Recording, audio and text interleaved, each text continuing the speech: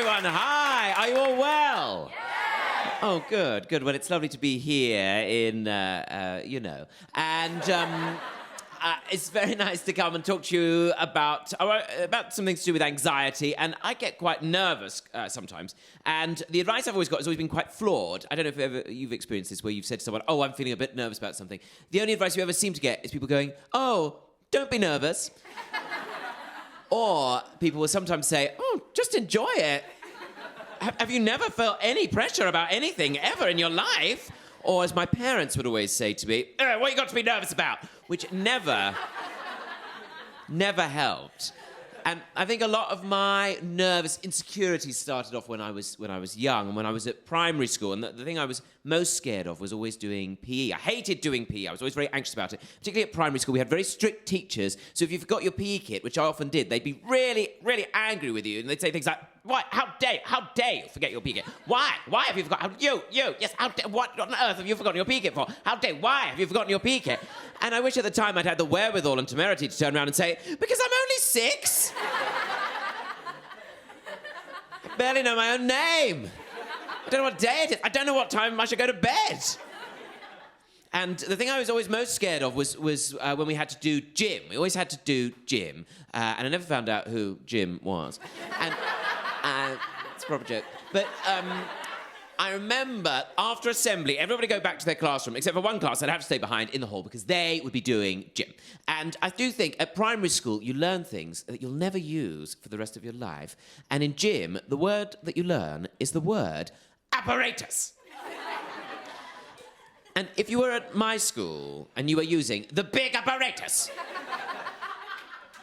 you would be using a huge, terrifying cage which had to spend most of its time chained to the wall because it was so dangerous, and older children had to come in who'd been trained by the army, and they had to come running in, and had to come in and untether its bonds, at which point it would sort of lurch out from the wall, swing out on these huge, terrifying arms, have to be buckled to the floor, otherwise it would just swing out and kill everybody.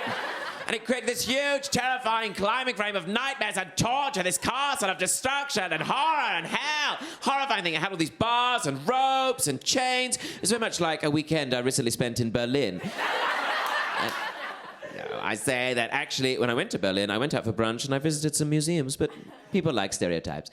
And I remember being so shit at using this climbing frame of nightmares and torture and destruction. And I sort of think, like, looking back, they could have done a test, really, couldn't they? They could have done a test to go, "You know what? You're only going to use these skills if you join the Marines."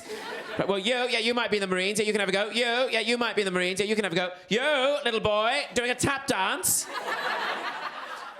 Trying to braid that little girl's hair. You're probably not going to be in the Marines. For a long time, you probably won't be allowed. So instead, I had to stay on the mats, which I was equally scared of, and the mats had always been bought by the PTA after a cheese and wine evening. And I had to throw beanbags around, which was a much better preparation for later life.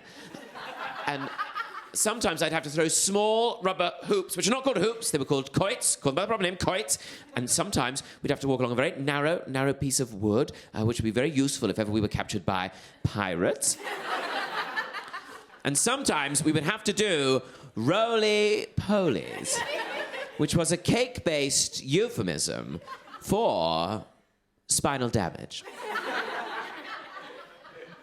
Of course, when you get older and you go back to school and you see them, you realize these things. The climbing frame of nightmares and torture is about that high.